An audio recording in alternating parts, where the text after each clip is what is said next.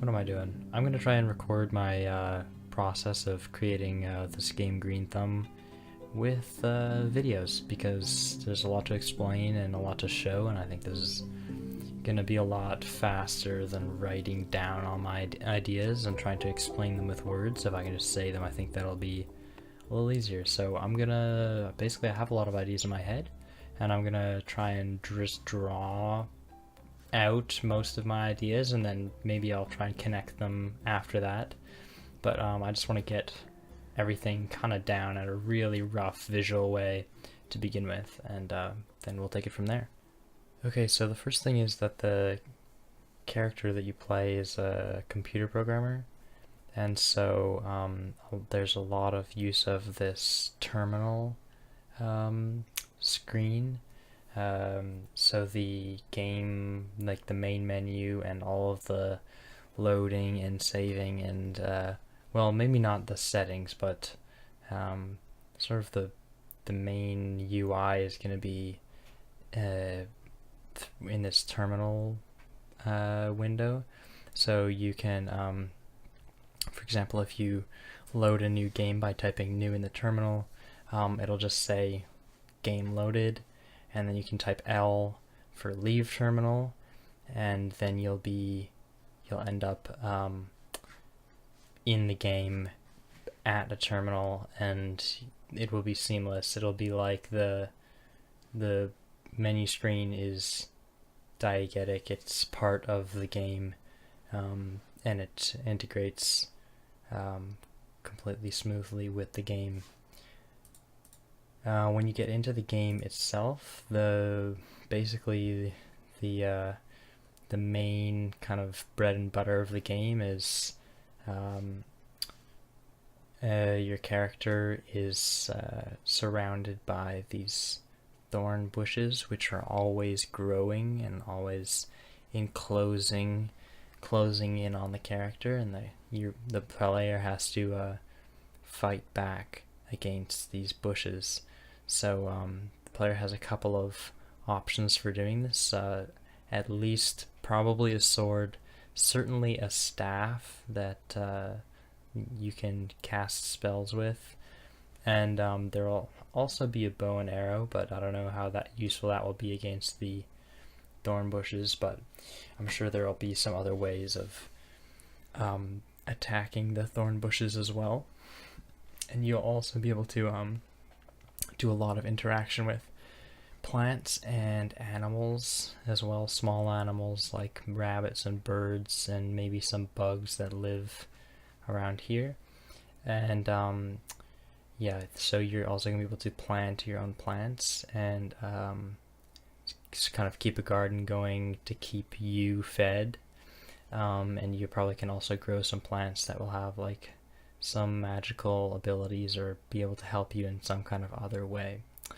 Also, I did have an idea that the thorn bushes would grow some berries that are actually really useful to you somehow, and this would help to reinforce the idea that thorn bushes are not entirely evil. They're not supposed to be the sole antagonist of the game. Or they're not even really supposed to be an antagonist as much as just the sort of a game element that you have to deal with. So as you kind of beat back these bushes, you can do it in whatever way you want.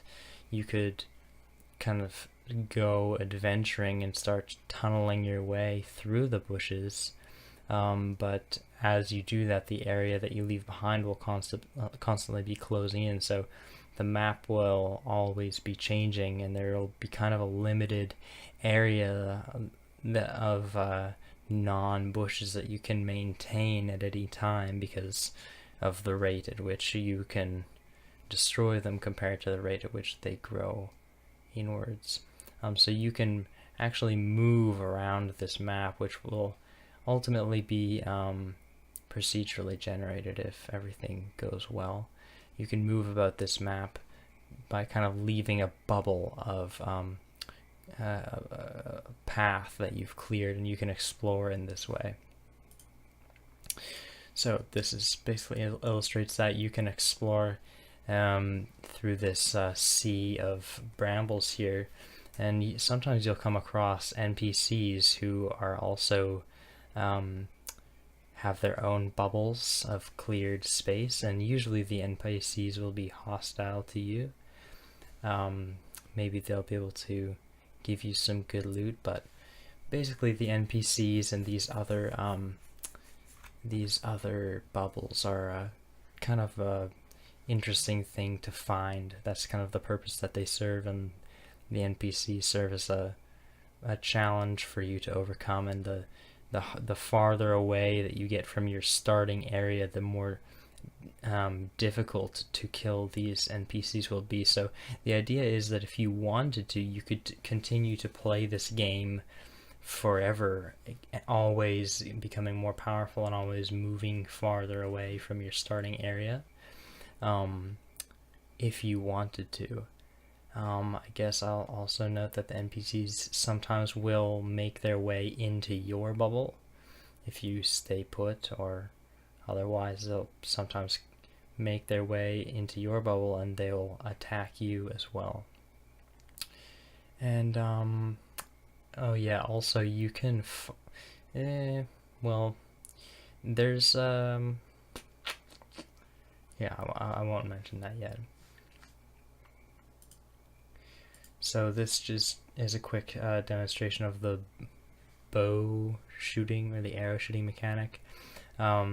You are going to use your mouse to actually pick an arrow out of the quiver and move it around like this to string it on the bow, and in one movement you pull it back like this, and you can pull it back farther or less far, and your character will pull the string back accordingly, and you might get some kind of indication as to where the arrow is going to go. Maybe you won't. I don't know yet. I'm actually going to go back a slide just to mention that the movement mechanic is going to be something, well, it's hard to say exactly what it's going to be yet, because it really depends on what feels right, but I'm thinking of doing something where the world is always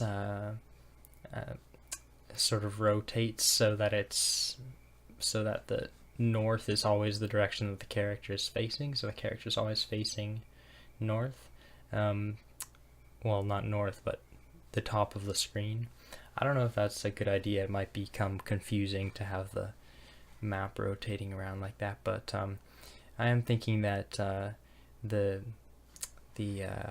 map will scroll when the character goes outside of a certain box in the center of the screen, an invisible box, and if the character touches, or if the player touches the edge of this box, the entire screen will scroll over, which is fairly typical, I suppose. But in terms of the movement itself, I do want to have some way of, like, some kind of more intimate control over the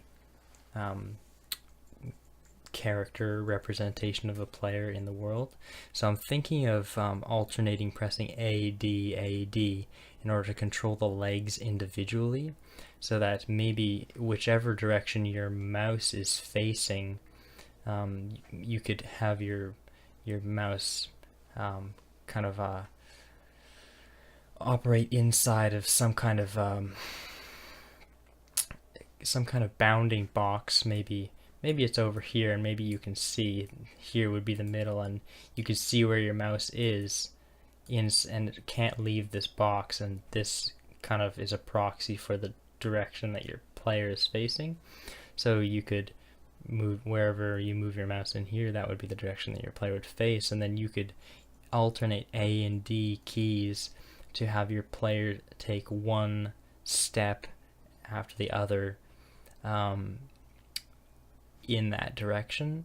And so you could tap the keys faster to move faster, or slower for slower, and you could get good at the timing of tapping the keys so that you can get into a good run.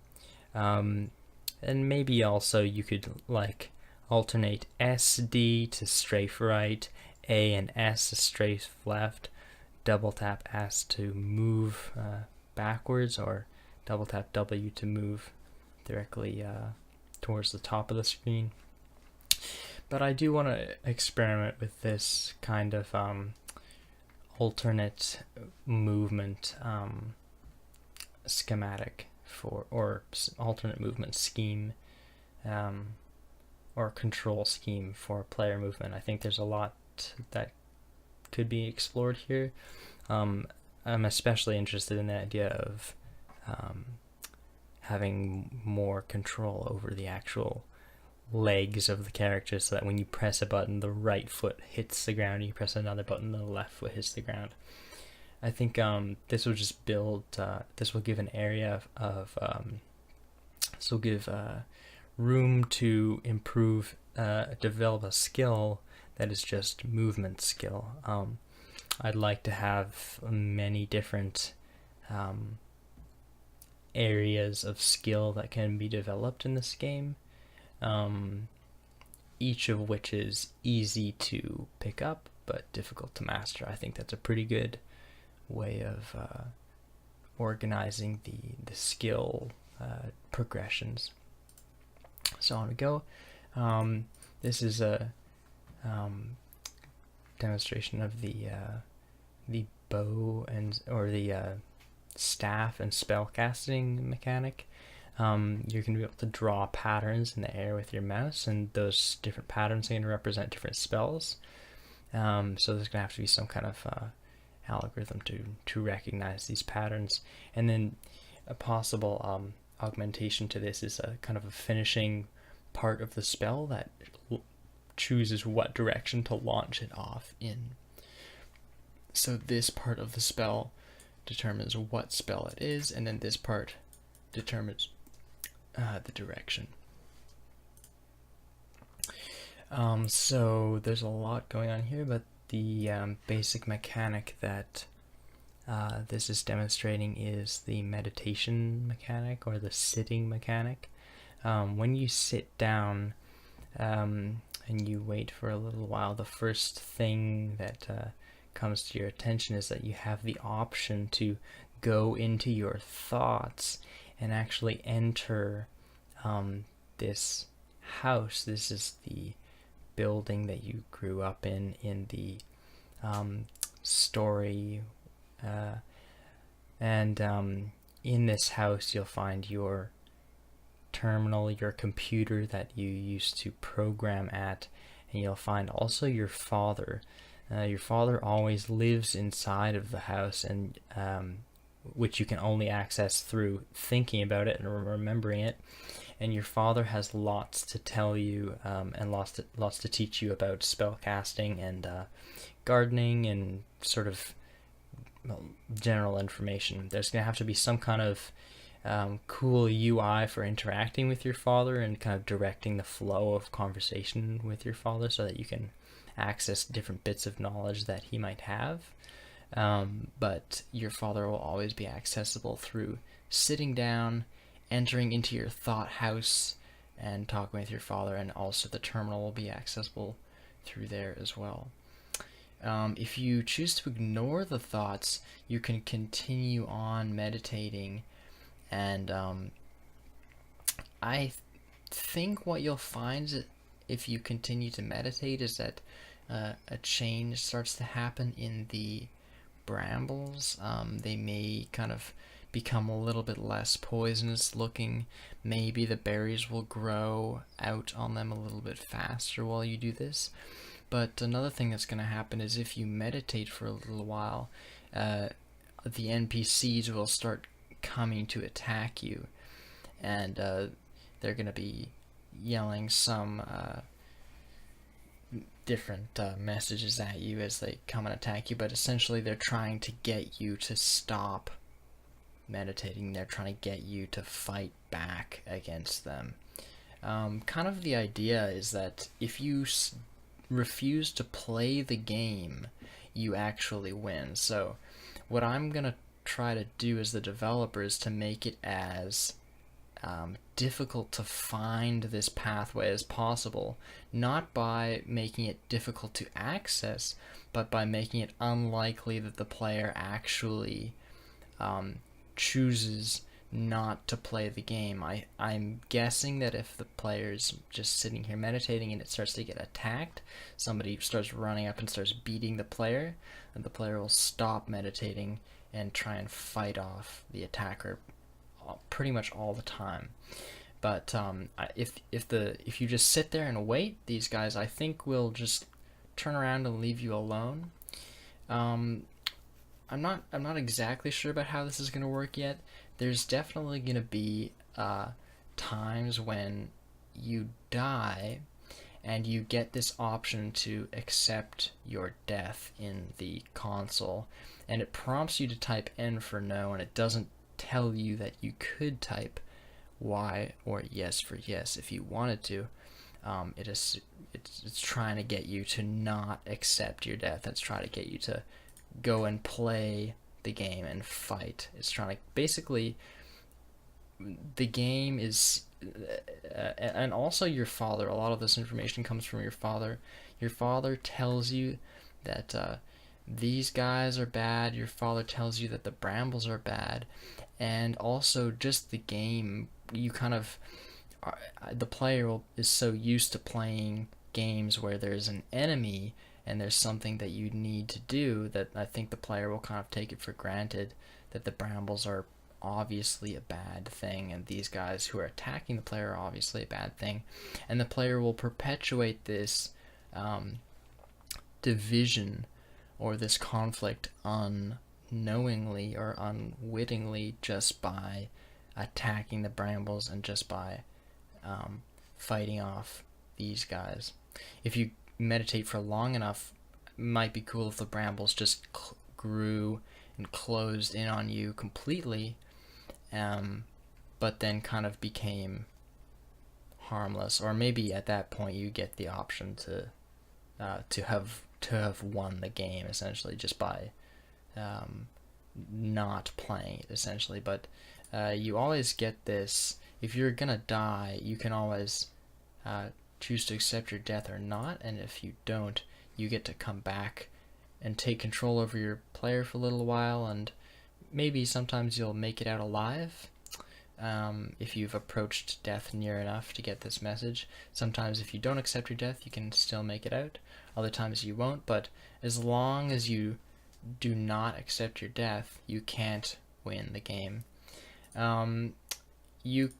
If you do ever win the game, there's nothing really for you to do other than to just return and continue to play the game because it's fun. But the winning of the game is kind of like a unlock, like a bonus, or not an unlock, like an Easter egg. It's not really meant to be a big part of the game, especially because you don't really know that that's what you're trying to do, and it's not supposed to be what you're trying to do, but it's supposed to be kind of counterintuitive. Also, I had an idea that the game at the very beginning, when you load it up, will warn you on this first console screen, it'll warn you that this game is going to make you think. And maybe it'll say something like, don't worry, learning is what makes life interesting, or something. Because there are going to be a number of skills that you can develop. Like, I'm sure you'll be able to develop skills in gardening. I want the sword, the staff, and the bow mechanic to be all things that you're actually interacting with. You're not just clicking a button to shoot, you're not just clicking a button to swing your sword, but you're actually, drawing out the sword swing with your mouse, like that kind of thing, so that everything that you do, you have like a fine level of control over, so that, walking being the prime example of this, so that whatever you do, there's a chance for you to get better at it, and there's a chance for you to develop your skill at it. So that's one way in which the game is going to make you think. And I guess the other way is just this kind of counterintuitive, um, like imaginary conflict, or the idea that maybe your father, who you kind of come to trust because you take a lot of advice from him, is actually not totally clear himself on the situation, and that maybe he's wrong, maybe these guys aren't bad, maybe the Brambles aren't bad, and maybe just by refusing to have a conflict with these things, that you could actually kind of forge your own path. But anyway, I think that's all the ideas that I can think of for now. But yeah, that's kind of the direction that we're going. And there's obviously a lot, like implementation wise, involved in this. This is pretty complex. And my goal, first of all, is going to be to just get like the features in, like the main features in as rough of an implementation as possible. The gardening is going to be super rough. These Brambles are going to be super rough. All this stuff is going to be in here, but it's going to be super, super rough. And then I'm kind of just going to develop it from there. I think it's a good idea to get everything in place in its like most rough form, so that I can start playing with what, like, those big features. I can still have the freedom to remove them or add new ones or change them, since I haven't spent a long time on any particular feature yet. And I'm just going to iterate the features from there. So that's basically all of the ideas that I have for now, and that's the development, or the direction that I'm going to go with the development. So yeah, I'll see you next time.